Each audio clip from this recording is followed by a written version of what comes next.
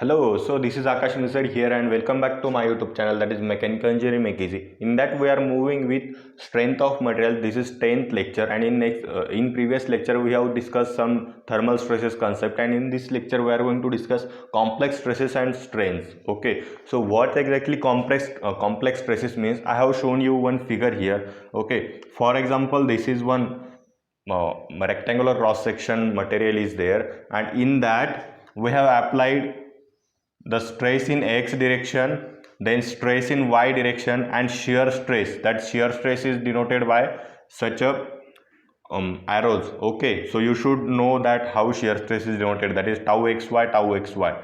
Okay, this is okay, we will know all the values of sigma x, sigma y, tau xy.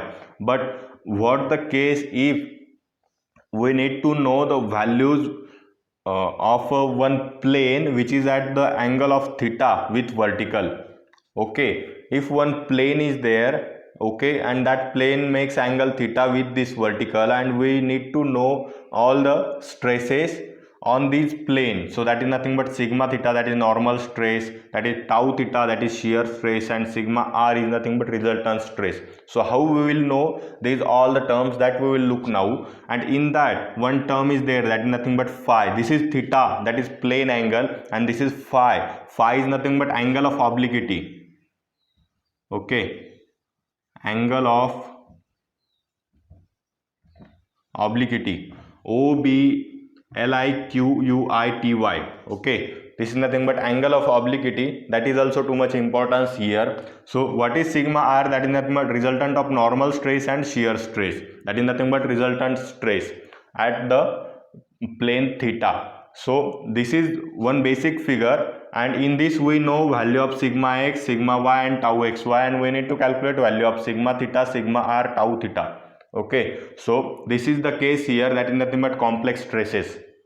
We need to calculate complex stresses of this plane. So for that I have given you idea that what exactly phi, that is angle of obliquity. So sigma theta will equal to, okay, now I will rub this figure because I need some space.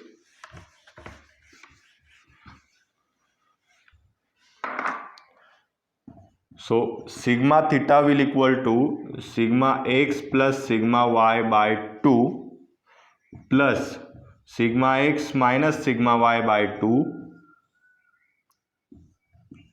into cos 2 theta plus tau xy sin 2 theta.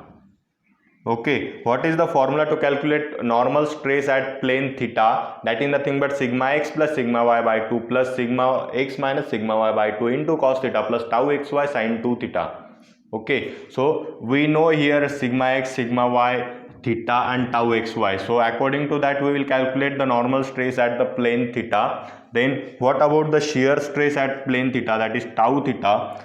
The formula for that is sigma x minus sigma y by 2 into sin 2 theta minus tau xy cos 2 theta.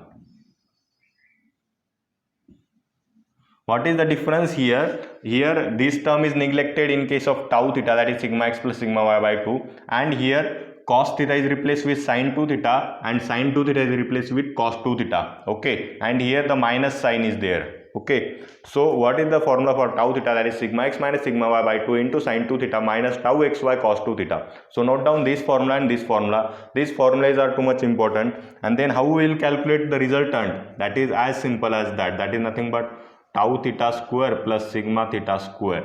In under root, sigma r equal to tau theta square plus sigma theta square.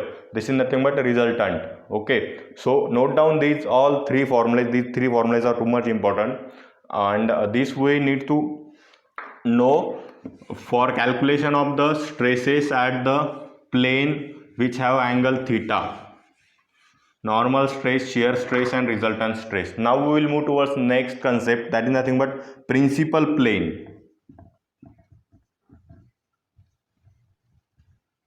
What is principal plane? Okay, we have taken one plane which makes angle theta. Okay, but this is also one kind of plane, okay, which we will have at angle theta. But for that for that plane tau theta will equal to 0.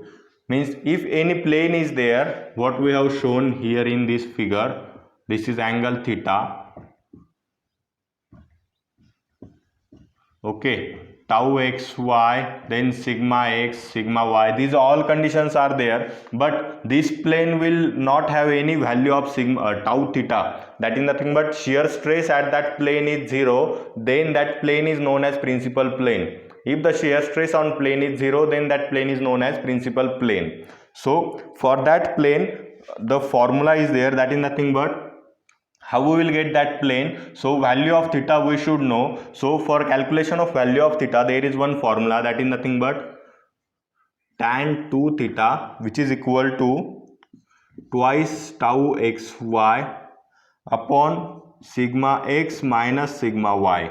Okay, so we will have value of tau xy, sigma x, sigma y. So from that we can calculate value of theta, and that angle of theta, the plane will be locating, that plane is nothing but principal plane. So on that plane the value of shear stress will be equal to 0. Okay, so note down this formula, and next I will just rub this. So for principal plane there will not be the value of sigma theta and tau theta. So ultimately there will be value of maximum principal stress and minimum principal stress.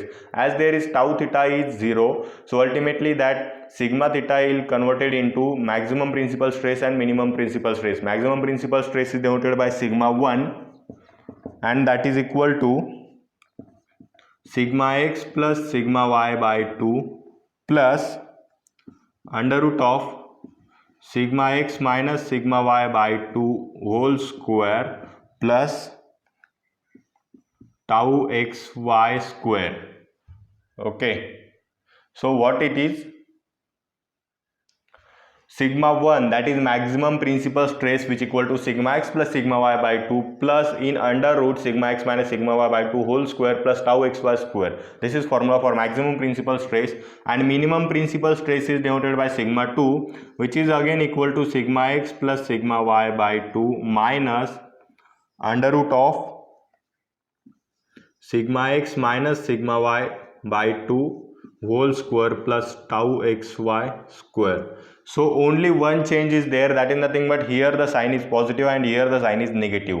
Okay, so this is only the change here in case of maximum principal stress and minimum principal stress. So note down these all two formulas, that is nothing but maximum principal stress and minimum principal stress. Then this is all what I have designed for today's lecture, and now we will move towards our last topic of this lecture, that is nothing but bonus point. If you have any confusion, then you can ask me in comment box. You can join my Telegram channel also, and I have designed separate playlist for all the separate subjects. So go to my channel, I have provided link in description box also. Okay, so go there and watch that all the videos. So bonus point for today's lecture, that is nothing but standard cases of loading. Okay, standard cases of loading. There are standard cases of loading, and according to that loading the sigma x, sigma y value will vary, and the location of that stresses will vary. Okay, so if there is uniaxial load, likewise, that is PP, that is in only one axis the loading is there, that is nothing but uniaxial loading. So that is sigma x.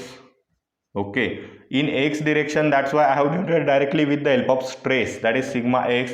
So ultimately the principal stresses will be, for this case, if we have considered the principal plane, then for that the principal stresses will equal to sigma 1 equal to sigma x and sigma 2 will equal to directly 0, and the location will be, this will be at 0 degree and this will be ultimately at 90 degree, because this is 0, so ultimately no need to note down the location of that plane. Okay, only the sigma 1 will occur at 0 degrees angle. This is angle in degrees. Okay, this is angle. Then if there is the next case, that is biaxial, means there is present sigma y and sigma x, sigma y, sigma x. So for this case, what will the value of sigma 1 and what will be the value of sigma 2? That is, for sigma 1 that value is sigma x, and for sigma 2 that value will be sigma y, and this will be at 0 degree Celsius. That will be at 90 degrees. Okay, not Celsius, only 0 degrees, and at 90 degrees sigma 1 and sigma 2 will be there, because this is pure stress, not any shear stress is there, pure normal stress is there, only biaxial is there. Okay, so this will be the case for that. And if there is pure shear, okay, so if there is pure shear, then in that case there is no any force, that is nothing but sigma x and sigma y. There is no any stress, likewise sigma x and sigma y. There will only be shear stress. Okay, that is tau. So for this, the principal stresses will be sigma 1 equal to minus sigma 2, which is equal to tau. Okay, sigma 1 equal to minus sigma 2, which is equal to tau, means ultimately sigma 1 is tau and sigma 2 is minus tau. Okay, then that sigma 1 will be at 45 degrees Celsius, 45 degrees, and sigma 2 will be at 135 degrees. Okay, means if I have shown here, this will be 45 degree, this is sigma 1, and 135 degree. Okay, this is sigma 2, this is sigma 2, and this is sigma 1. This is 45 degree, this is 135 degree. This is nothing but location of sigma 1 and sigma 2. So I have given you 3 standard cases. These cases are commonly used, that's why I have given you uniaxial loading, biaxial loading, and pure shear. Okay, so note down these 3 cases. These 3 cases are too much important. This is location of plane, where that plane will locate. Okay, and in next lecture we will come up with Morse circle concept and some different cases of that Morse circle. So stay tuned for that, and you can watch my all videos. If you have any doubt, and you can ask me in comment box. So we will meet again. Thank you, friends.